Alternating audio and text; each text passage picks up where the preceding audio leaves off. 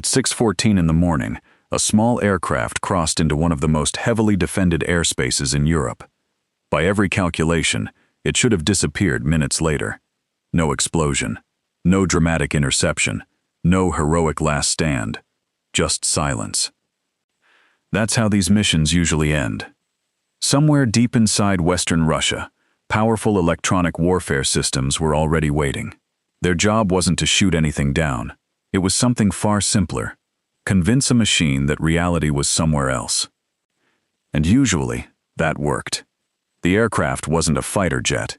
It wasn't even particularly expensive. Compared to the defenses protecting the region, it was almost laughably cheap. Yet as it flew through the morning haze, something unexpected happened. Its navigation system began receiving information that didn't make sense. According to the satellites it trusted, it was drifting away from land. According to its own calculations, it wasn't. For a few seconds, two completely different realities existed inside the aircraft's computer. One said it was over open water. The other said it was exactly where it was supposed to be. Most machines would trust the satellites. This one didn't. And that single decision would shape everything that followed. The strange part is that nobody on the ground knew it had happened. Several kilometers away, an electronic warfare operator watched his screen with the confidence of someone who had done this hundreds of times before. He had stopped countless drones without firing a single missile. No explosions, no debris, just false coordinates quietly steering aircraft into fields, forests, or empty stretches of land. From his perspective, this target looked no different. The signal had been sent. The deception was active. The drone should already be lost. He marked the contact as effectively neutralized and moved on. What he didn't know was that the aircraft had another way of navigating. Instead of trusting the satellites, it started trusting itself. Every vibration, every turn, every gust of wind. Tiny sensors measured everything. The aircraft began building its own picture of reality. The problem was that this solution came with a price. Flying blind was possible for a while. Flying blind for more than 1,000 kilometers was another matter entirely. Small errors become large ones. A few centimeters become meters. Meters become kilometers. Eventually, the aircraft needed confirmation. It needed to see the world beneath it. And that meant descending, lower, closer, far closer than was safe. At high altitude, it could conserve fuel and avoid many defenses. Near the ground, it became vulnerable to almost everything, but it had no choice. The aircraft dropped lower until forests, roads, rivers, and coastlines became visible. For a moment, the navigation problem was solved. A much bigger problem immediately appeared. The defenses had seen it. Radar stations along the outer perimeter detected movement and began tracking incoming contacts. Missiles launched. The first interception happened several kilometers away. One aircraft vanished in a burst of fire. Then another. Then another. The sky was suddenly full of decisions. Every missile fired represented a success. But every missile also represented something else, a resource that could not be used again. And that's where the defenders faced a problem they couldn't easily solve. There were too many targets. Some were real. Some were decoys. On radar screens, they looked nearly identical. Operators had seconds to decide. Wait too long and a genuine threat might slip through. Fire too quickly and valuable missiles could be wasted. The incoming wave kept growing. One target became 5. 5 became 10. 10 became dozens. The calculations started changing. Defenders weren't asking whether they could stop the attack anymore. They were asking how many they could stop before running out of opportunities. And somewhere inside that chaos, one aircraft remained near the front. Not because it was faster, not because it was stronger, because it never left its position. Every instinct favored falling back. Let somebody else absorb the danger. Let somebody else become the first target. But staying in front offered something important. Timing. And timing was everything. Because the objective waiting ahead wouldn't stay vulnerable forever. The aircraft continued forward. Missiles chased other targets. Radar operators switched priorities. Defensive systems searched for the most immediate threat. In the confusion, small gaps began appearing. Tiny openings measured in seconds. For most aircraft, those windows would be meaningless. For this one, they were enough. It slipped through. But surviving the missile layer only revealed another danger. This time, it came from above. Rotors. Fast. Closing. Attack helicopters had entered the hunt.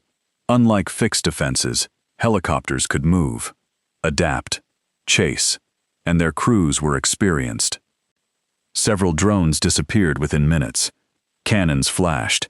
Tracers crossed the sky. Targets fell. The helicopter crews were getting closer. The lead aircraft now faced another impossible choice. Climb higher for a cleaner approach and become easier to spot, or stay low and make navigation far more difficult.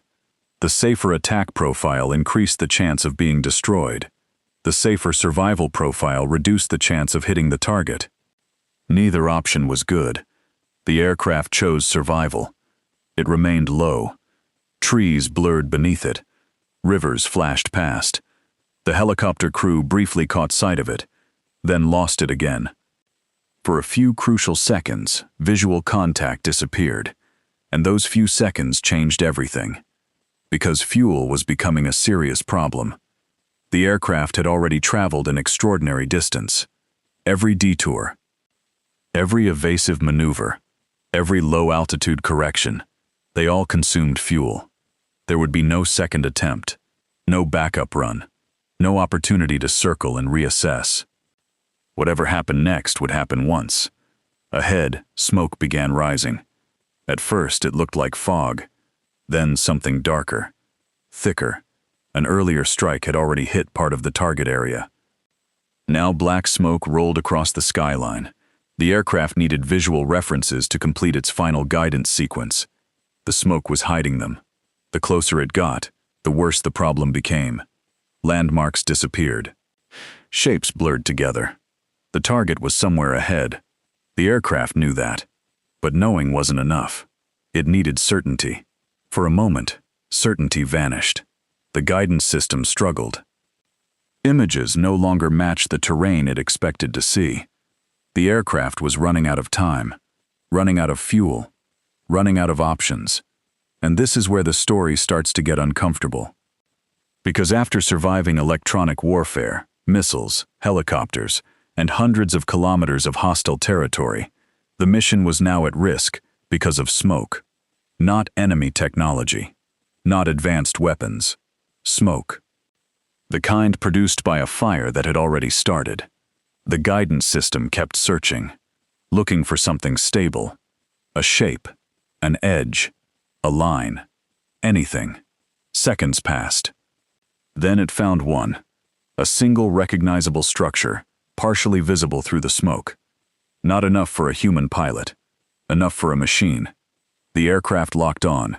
Distance continued shrinking. Defensive guns opened fire from below. Tracers climbed toward the target. The aircraft didn't react. Couldn't react. Changing course now would destroy the attack. Everything depended on commitment. The target grew larger. The smoke grew thicker. The gunfire grew closer. 3 seconds. 2. 1. Impact. The explosion wasn't enormous. At least not initially. But the objective had never been the explosion itself. It was what happened afterward. Metal ruptured. Fuel ignited. Heat expanded. Fire spread. One storage tank became multiple fires. Then larger fires. Then something visible from across the city. Columns of black smoke rose into the sky. People miles away could see them. Cameras captured them. Residents watched them. And suddenly the attack became something bigger than a damaged facility. Because only a short distance away, a major international event was preparing to begin. Officials were expected to speak about stability, strength, control, normalcy. Yet towering smoke now occupied the same skyline. No statement could remove it. No camera angle could completely hide it. The image existed. And once an image exists, it becomes difficult to erase. Which raises a question that modern warfare keeps forcing us to ask. What was the real target? The fuel? The infrastructure? Or the idea that a heavily defended system could guarantee absolute security? Because when a relatively inexpensive aircraft travels more than 1,000 kilometers, survives deception, missiles, helicopters, fuel shortages, smoke, and gunfire, then reaches its destination anyway, the damage it causes may not be measured only in what burns. It may be measured in what people stop believing afterward.